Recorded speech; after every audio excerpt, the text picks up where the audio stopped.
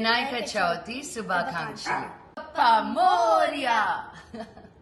Welcome back to my YouTube channel. ఈరోజు బాంబే నుంచి మేము వినాయక చవితి సెలబ్రేట్ చేసుకుంటున్నాం. నాన్నగారితోటే అలవాటు మాకు ప్రతి సంవత్సరం, కానీ మనం అందరం పెద్దోళ్ళు అయిపోయాం, మన ఫ్యామిలీస్ వచ్చేసాయి. సో ప్రతిసారి ఇంటికి వెళ్ళడం కుదరట్లేదు. సో నాన్నగారు కొద్ది సంవత్సరాల క్రితం ఆయనే వినాయక చవితి రోజున ఏం కథ చదవాలో అని యూట్యూబ్లో పెట్టారనమాట. వాటితో పాటు నాకు తెలిసినట్టు మా వినాయకుడికి, యాపిల్ చేసిన వినాయకుడికి మేము ఈరోజు పూజించుకుంటున్నాం. రండి మాతో పాటు.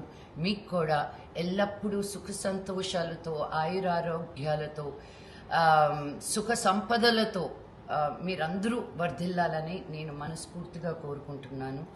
ఆ వినాయకుడు మీకు ఎల్లప్పుడూ మంచి చేయాలని, మీకు ఏ ఇబ్బంది రాకుండా ఆయన ఎదురుండి ఆపేయాలని కోరుకుంటున్నాను. వినాయక చవితి శుభాకాంక్షలు.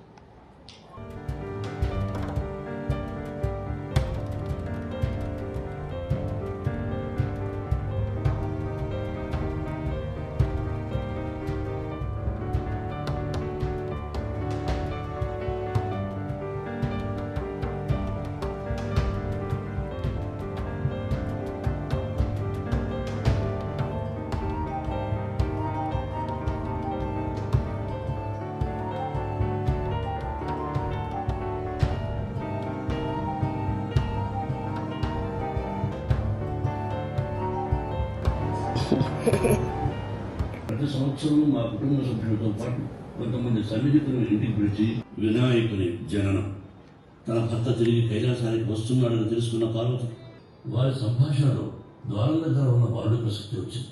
పార్వతి ఆ బాలుడిని తను ఎలా తయారు చేశానని చెప్పగానే శివుడు విచారిస్తూ చెప్పాడు, అయ్యో నేను ఆ బాలుడి తలని నరికేశానే అని కంగారుపడి కొద్దిసేపు బాధపడ్డాక శివుని వాహనమైన నందిని నా దగ్గరికి పంపు.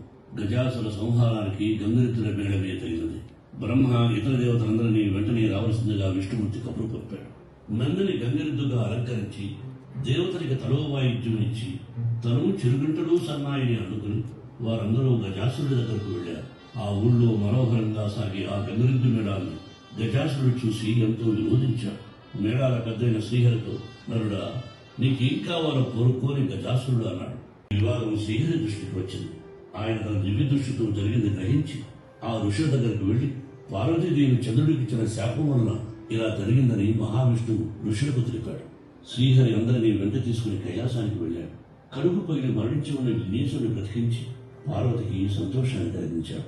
శ్రీహరి వెంట వచ్చిన వారంతా పార్వతిని ఇలా ప్రార్థించారు, తల్లి పార్వతీదేవి